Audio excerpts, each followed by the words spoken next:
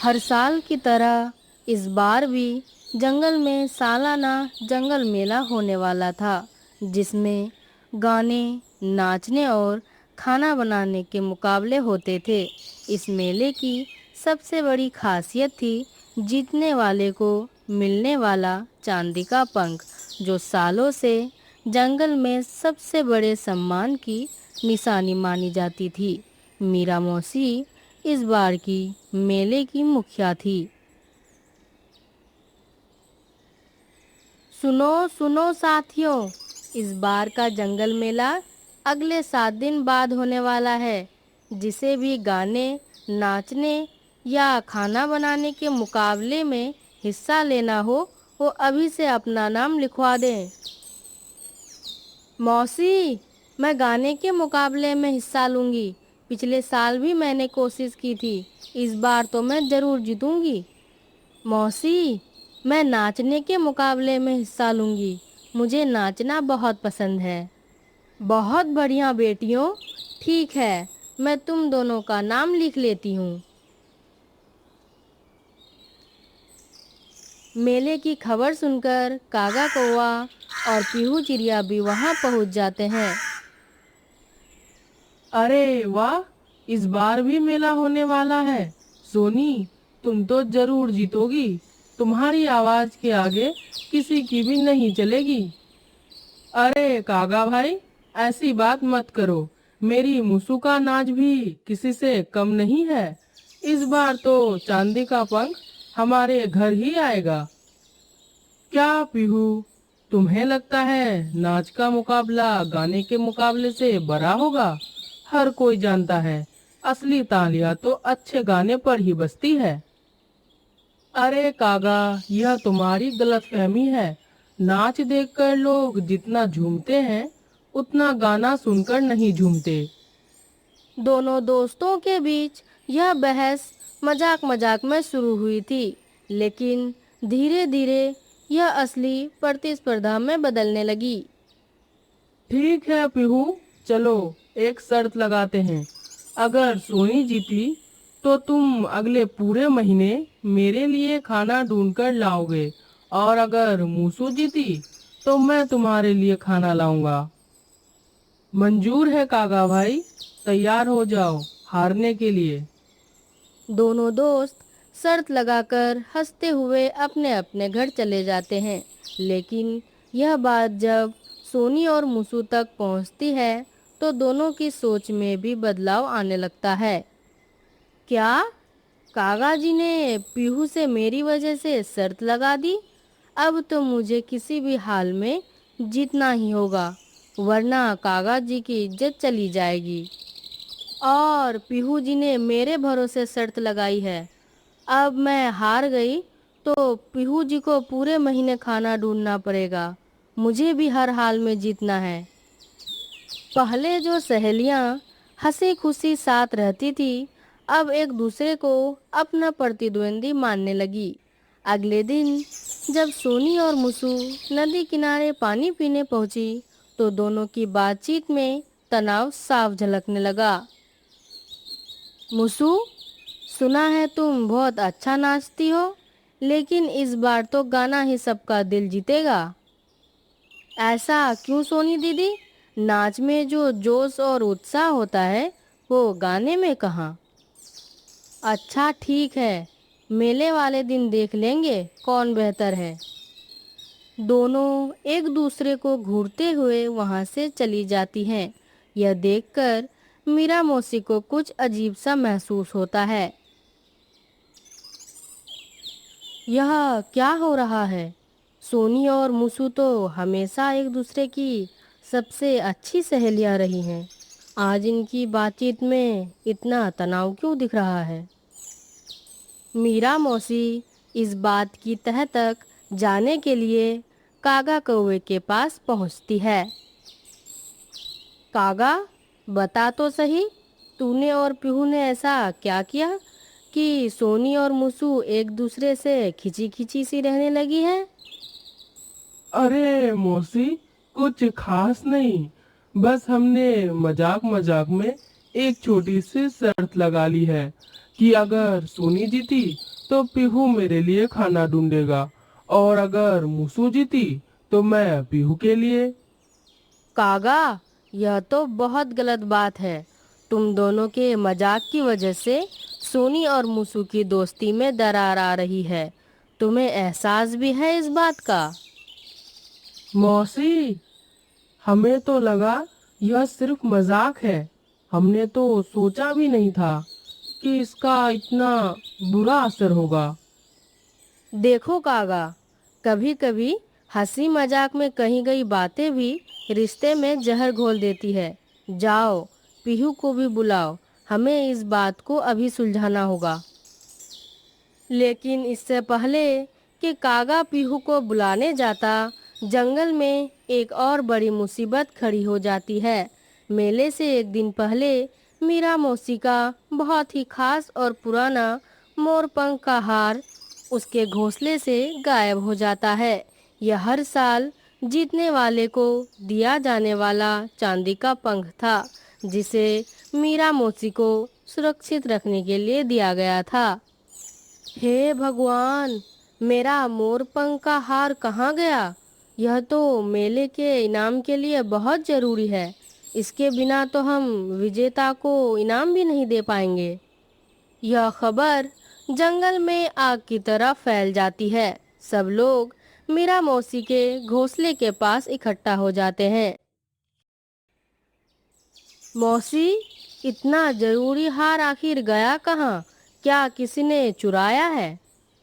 मौसी, आपने आखिरी बार यह हार कब देखा था? कल शाम को ही तो मैंने इसे अपने घोंसले के अंदर रखा था। रात भर मैं यहीं थी, फिर सुबह यह गायब कैसे हो गया?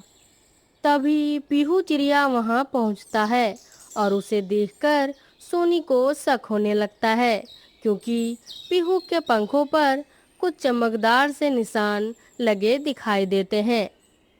पीहू जी, आपके पंखों पर यह कैसी चमक है? कहीं आपने ही तो... क्या सोनी तुम मुझ पर शक कर रही हो? मैं भला मौसी का हार क्यों चुराऊंगा? सोनी दीदी, यह तो बहुत गलत बात है। बिना सबूत के किसी पर इल्जाम लगाना ठीक नहीं। अच्छा, अब तो तुम अपना पति का साथ दोगी ही। शायद तुम दोनों ने मिलकर उसे चुराया हो।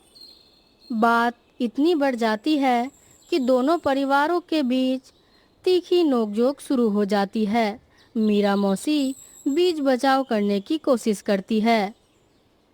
बस करो बच्चों, अभी हमारा असली समस्या हार का गायब होना है, ना कि आपस में लड़ना। शक करने से पहले पूरी बात का पता लगाना जरूरी है। मौसी सही कह रही है। पीहू, तुम्हारे पंखों पर यह चमक कैसे आई?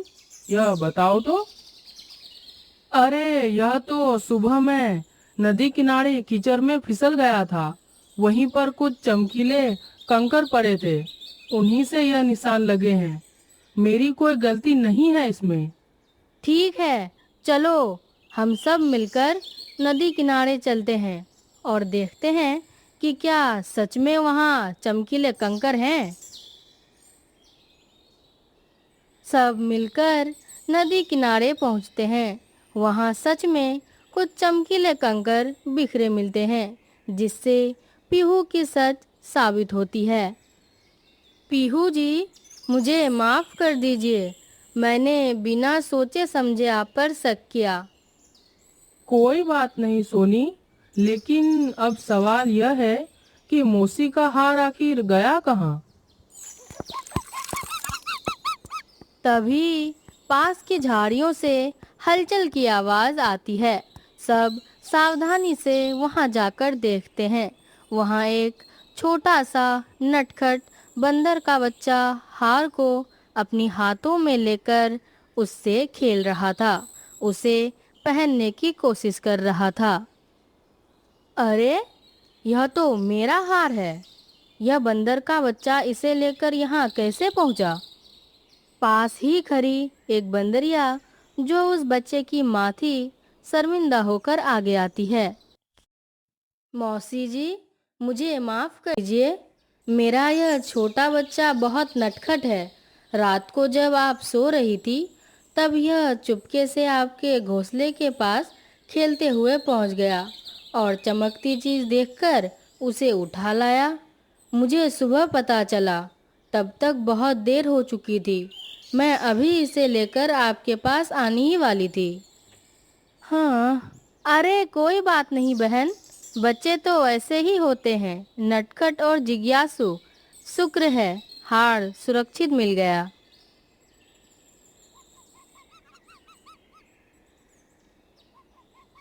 मौसी, हमें माफ कर दीजिए।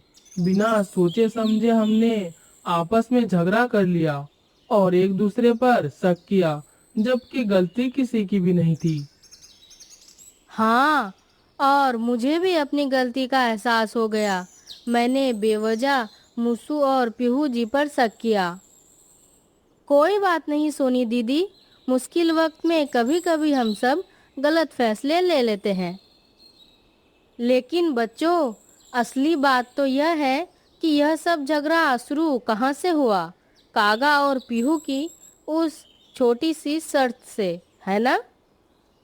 हाँ मौसी, आप बिल्कुल सही कह रही हैं। हम दोनों की उस मजाक भरी शर्त ने सोनी और मुसू के बीच दूरियां ला दी। मौसी, हमें माफ कर दीजिए। हमें एहसास ही नहीं हुआ कि हमारा मजाक इतना बड़ा रूप ले लेगा। देखो बच्चों, प्रतिस्पर्धा बुरी नहीं होती, लेकिन जब वो जलन और झगड़े में बदल जाए तो वह रिश्तों को तोड़ देती है। मेला तो हर साल होगा, लेकिन दोस्ती और परिवार का प्यार हमेशा साथ रहना चाहिए। मौसी सही कह रही है। मुसु, मुझे माफ कर दो। तुम सच में बहुत अच्छा नाचती हो और मैं चाहती हूँ कि तुम अपना सर्वश्रेष्ठ प्रदर्शन करो। सोनी दीदी, मुझे भी माफ कर दो। तुम्हारी आवाज़ सच में बहुत सुंदर है। मुझे भी यही चाहिए कि तुम अपना सबसे अच्छा गाना गाओ। दोनों सहेलियां एक दूसरे को गले लगा लेती हैं। कागा और पीहू भी अपनी शर्त तोड़ने का फैसला करते हैं। पीहू, चलो अब हम भी अपनी वो बेवकूफी भरी शर्त खत्म कर देते हैं। अब चाहे सोनी जीते या मुसू, हम दोनों साथ मिलकर खुश होंगे। बिल्कुल सही कहा काका भाई। असली जीत तो यही है कि हमारी दोस्ती और परिवार साथ रहें।